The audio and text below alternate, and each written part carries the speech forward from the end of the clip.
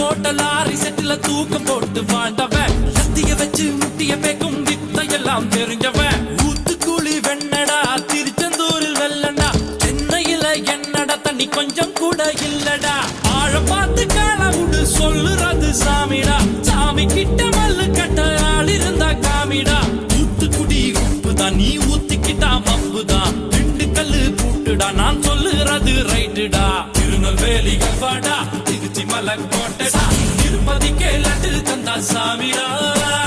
இருட்டு கட்ட அல்வாடா இட்லி கட்ட ஆயாடா உருட்டு கட்ட சத்தம் கேட்ட சாமிடா